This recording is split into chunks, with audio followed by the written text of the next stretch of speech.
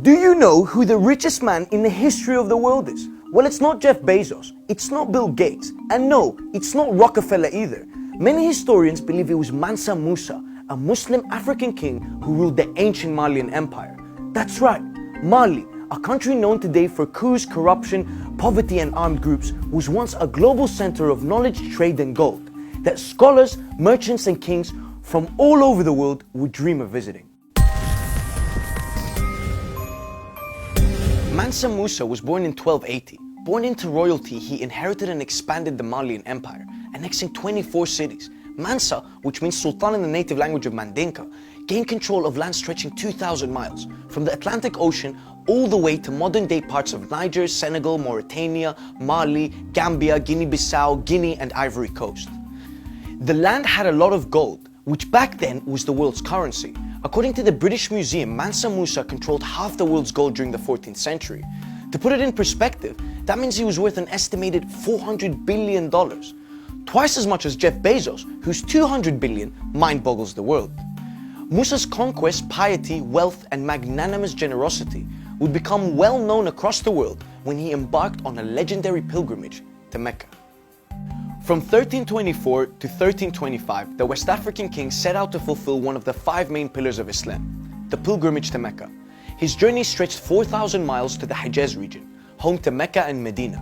An entourage of 60,000 people accompanied him, including the royal court, soldiers, merchants, entertainers, and 12,000 servants.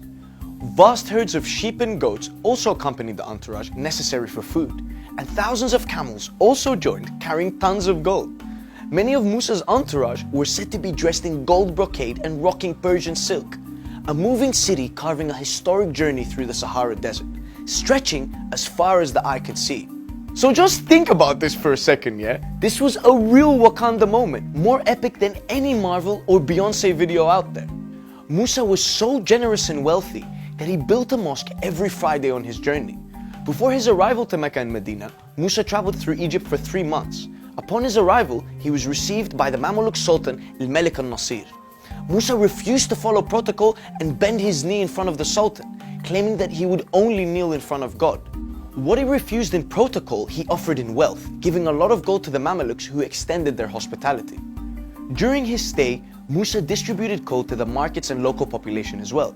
Egyptians were chanting the name of the Malian leader 12 years after his departure from Cairo, a phenomenon witnessed by historian Shibib al-Omari, who said that Musa, quote, flooded Cairo with kindness. But his generosity tipped the balance so much that he created a gold crash in Cairo that lasted for more than a decade. Musa gave out so much gold that it practically made it worthless. It was so bad, it is believed that when Musa returned, he borrowed back his gold with a ridiculously inflated price, just to help Egypt to get back on its feet. Imagine that. You're so kind and give so much that you cause an economic crisis. Musa also had a lot of love for culture, the arts and education. After he visited Mecca and Medina, he brought back with him famous poets, scholars and architects from the Middle East. Musa's journey had given the Malian Empire plenty of recognition, and now it was time to make it the center of the world. He prompted the rise of the golden and ancient city of Timbuktu. He built schools, libraries and mosques, including the Jigerber Mosque, a UNESCO World Heritage Site. He also established a university attracting students and scholars from across the world, making Mali a center for knowledge in Africa. The great king died at the age of 57, leaving the throne to his offspring. But in time, the kingdom broke down into different statelets, and a few centuries later, European adventurers in search of resources, trade routes and slaves would arrive. Today, the great city of Timbuktu is used as an idiom, emphasizing isolation and inaccessibility. And Mali is stigmatized around the world as a den of violence and impoverishment, its great value reduced to a bunch of fighters, coup plotters and foreign colonialists. Yes, Mali is one of the poorest countries in the world and has indeed suffered from years of political instability. But Mali today still boasts a prime-time strategic location. Mali is still rich in gold and other resources like uranium. The capital Bamako is one of the fastest growing cities in Africa, and the country has one of the world's youngest populations, with the average age being 16. Since 2014 and before the COVID pandemic, Mali has consistently had a growth rate of more than 5%. And the tenets of Mali's unique culture and diverse social fabric are still strong. So the cup is half full, not just half empty. So let's not allow colonial tropes to cloud our minds.